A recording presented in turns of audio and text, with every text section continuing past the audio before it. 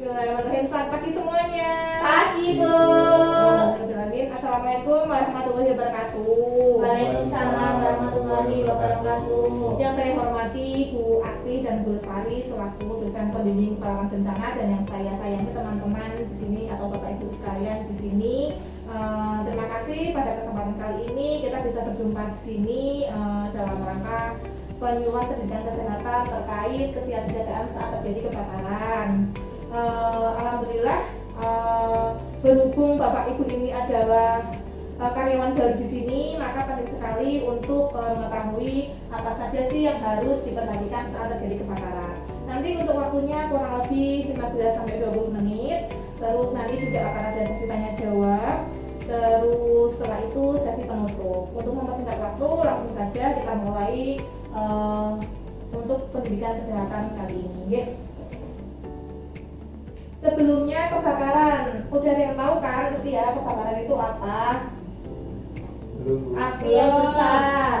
Ya, intinya kalau ada kebakaran itu ya mesti api yang besar ya. Yang dimaksud kebakaran itu adalah api yang tidak dikehendaki, yaitu baik api yang kecil maupun api yang besar, namun tidak dikehendaki, itulah yang namanya kebakaran, ya.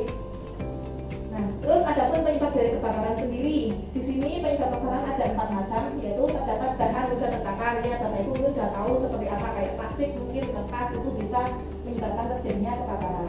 Yang kedua adalah penyebab kebakaran. Di sini ada 4 macam penyebab kebakaran, yaitu yang pertama adalah terdapat bahan mudah terbakar. Ya, Bapak Ibu sudah tahu bahan yang mudah terbakar itu seperti apa, kayak plastik, kertas, dan itu. Yang kedua adalah bahaya listrik. Yang dimaksud adalah stop kontak bertumpuk-tumpuk. Jadi kalau di rumah atau di rumah sakit, kalau ada kabel-kabel yang bertumpuk-tumpuk, mohon dirapikan, jangan sampai bertumpuk-tumpuk karena itu bisa memacu terjadinya kebakaran. Terus penggantian sakit secara sembarangan atau tidak sesuai ukurannya, sambungan kabel atau stop kontak yang tidak baik, dan hubungan arus pendek. Terus penyebab yang ketiga adalah membuang puntung rokok sembarangan. Jadi ini kan di lingkungan rumah sakit, nanti kalau misalnya ada keluarga pasien atau misalnya pasiennya sendiri ada yang merokok, nanti minta tolong di stop karena puntungnya juga bisa akan menimbulkan kebakaran. Terus yang keempat adalah gas LPG. Ya udah tahu kan, misalnya gas LPG ada yang bocor, itu pasti akan menyebabkan terjadinya kebakaran. Di sini ada jenis media pemadam kebakaran, yaitu ada 5 macam. Yang pertama ada air, ada busa, ada karbon dioksida, ada serbuk kering kimia, dan ada juga halon. Terus ada juga peralatan pemadam kebakaran. Nah, peralatan pemadam kebakaran yang di sini ada yang menggunakan air. Kenapa air? Karena air itu merupakan bahan yang sangat sederhana, murah, bisa didapat di semua ruangan. Terus apar. Nah, apar itu apa? Alat yang ringan serta mudah dilayani oleh satu orang yang memadamkan api pada awal terjadinya kebakaran. Nanti di sesi akhir nanti akan saya kasih tahu bagaimana sih cara penggunaan apar dan apa sih isi dari apar tersebut. Isinya ada berupa air, bisa juga busa, serbuk kering, gas CO2. Juga itu berfungsi untuk menyelimuti benda terbakar dari oksigen serta bahan terbakar sehingga supaya oksigennya terhenti. Kecepatan tidak saya jelasinnya? Tidak ya. Ya, daya tangkapnya sudah gitu ya. Terus kesiapsiagaan saat terjadi kebakaran. Nah, kalau misal terjadi kebakaran, apa sih yang harus dilakukan? Yang perlu diperhatikan yaitu 1, periksa pintu api. Dapat timbul dari balik pintu yang tertutup tanpa terlihat. Jadi ini misal pintu nih. Terus maka hati-hatilah dalam melewati pintu untuk menyelamatkan diri. Pastikan untuk memeriksa setiap pintu untuk membukanya. Caranya menempatkan punggung tangan. Tempatkan punggung tangan.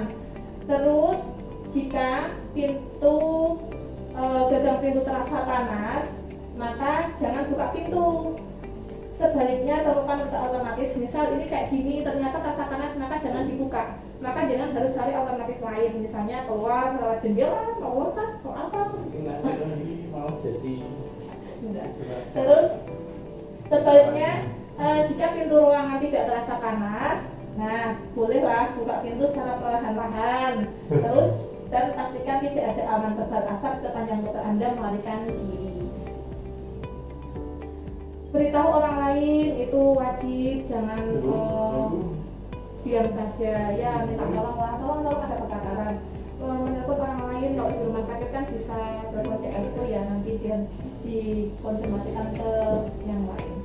Terus biarkan kalau misalnya di rumah ya biarkan hewan peliharaan, kalau misalnya di rumah sakit ya barang-barangnya dibiarkan saja tertinggal dan fokuslah untuk menyelamatkan diri Anda. Tapi seorang misalnya dompetnya ketinggalan, biarin, kalau misalnya apinya besar langsung aja menyelamatkan diri Anda. Berhenti dan berguling saat pakaian terkena api. Jadi berhenti terus berguling-guling saat terkena api. Jalan merangkak atau menunduk, tidak berdiri. Jadi tidak boleh kayak gini, kayak bisa sih menunduk lebih rendah kayak gitu. Ya. Terus menutup wajah Anda, ditutup wajahnya biar tidak terkena api, biar tidak panas.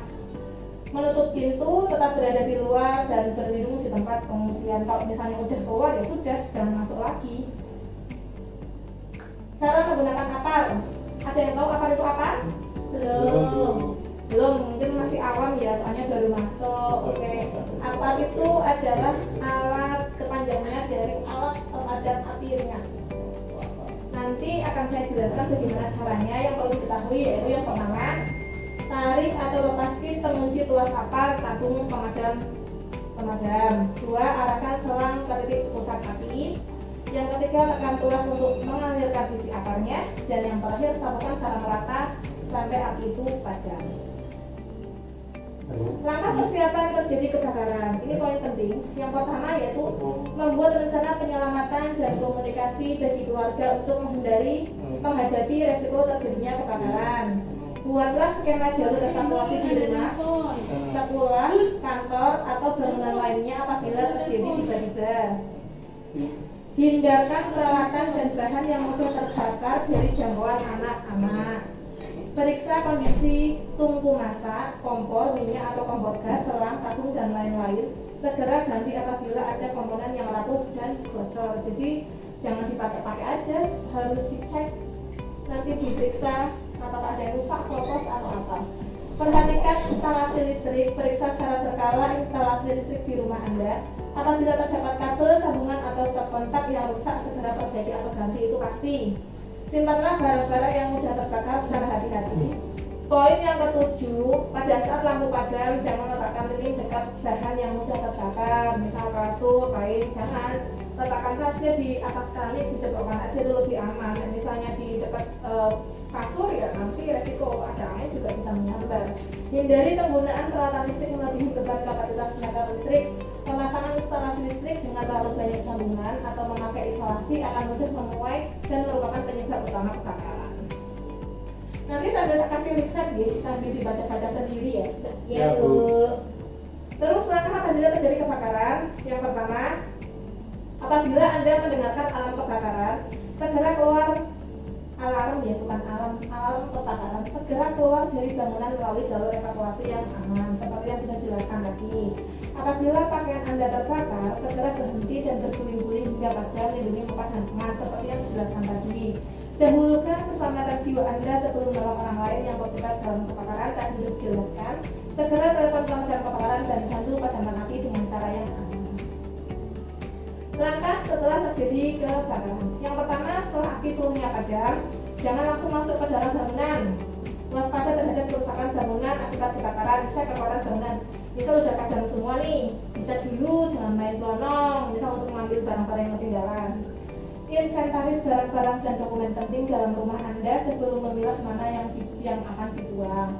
Bersihkan sisa abu dan runtuhan dengan menggunakan masker dan sarung tangan untuk menghindari hirupan debu. Sudah, terima kasih. Mungkin sekiranya itu terkait dengan penjelasan kesiapsiagaan terjadinya kebakaran. Mungkin ada yang mau ditanyakan sekarang. Dan untuk sekarang saya akan mempraktekkan bagaimana sih cara penggunaan apar karena di rumah sakit ya. Jadi penting sekali Bapak Ibu sekalian harus tahu bagaimana caranya menggunakan apar yang benar. Mungkin baru pernah lihat ya. Ya. Oke, ini namanya apar. Yang pertama adalah yang perlu diingat adalah kata-kata pas. Pas itu adalah yang pertama P. P itu adalah pin. Cabut pin. Cabut. Yang kedua adalah A. A itu adalah arahkan. Ini yang namanya adalah selang, arahkan ke titik api. Terus poin yang ketiga adalah S. Pas. S yang pertama adalah semprotkan, habis itu nanti sapukan yang dimaksud adalah sapukan selang ini ke arah mata angin, bisa kanan bisa ke kiri sesuai dengan arah mata angin, seperti itu. Mudeng nggih? Mudeng nggih? Nggih. Oke, nek seumpamanya sudah mudeng, apakah ada yang mau ditanyakan? Mungkin untuk sekiranya untuk demonstrasi dan teori sudah diberikan, sudah cukup. Apakah dari Bapak Ibu ada yang ingin ditanyakan? Bu, Iya. maaf, bisa diulangi lagi tidak cara penggunaan apa? Soalnya kok tadi belum paham. Oh, gitu ya? Oke. Caranya itu yang pertama, ini nggak usah tak tarik ke atas ya. Nah, ini kan ini ada pin ya Bu. Ini bisa dicabut. Iya. Oke. Terus habis itu nanti setelah dicabut ini kan ada selang. Nanti ini bisa diarahkan ke titik api. Apinya sini. Terus habis itu nanti ini bisa disemprotkan. Yang pertama adalah semprotkan selang ini, semprotkan ini memakai handle ini. Habis itu sapukan. Yang kedua adalah sapukan ke arah mata angin. Seperti itu. Oke, kemudian. Mudeng nggih? Sudah Bu. Ada lagi yang ingin ditanyakan? Cukup Bu. Cukup, kalau misalnya cukup untuk mengevaluasi saja nggih. Giliran saya ingin bertanya bagaimana cara menggunakan ini, alangkah baiknya kalau Bapak Ibu nanti bisa gerakan untuk maju sebentar bagaimana cara menggunakan apa yang benar. Monggo silakan yang bersedia. Oke, saya akan mempraktekkan tadi yang setelah diajarkan. Ya, tadi itu ada sebelum itu kan titik api di depan kita pegang apar tersebut, terus tarik pinnya. Ini pin pengunci di tuas ini. Setelah ditarik, kita arahkan nozzle atau selang ke titik api. Ya. Setelah diarahkan ke situ, kita remas atau semprotkan bagian tuas dari apar tersebut. Yang setelah diremas, keluarlah cairan atau bentuk isi dalam apar tersebut, baik itu busa ataupun serbuk. Itu kita sapukan secara merata mengikuti arah mata angin, jangan berlawanan. Ya, betul. Oke, terima kasih buat prakteknya. Dengan Bapak siapa ya? Saya belum kenal tadi, belum sempat menanyakan. Jo. Oh, Bapak Beja. Oke, terima kasih buat semuanya. Mungkin kiranya untuk pertemuan kali ini cukup kita cukupkan sampai di sini. Apabila ada kesalahan, mungkin apabila ada yang tidak berkenan baik dari awal maupun sampai akhir dari kata-kata saya mohon maaf. Bila itu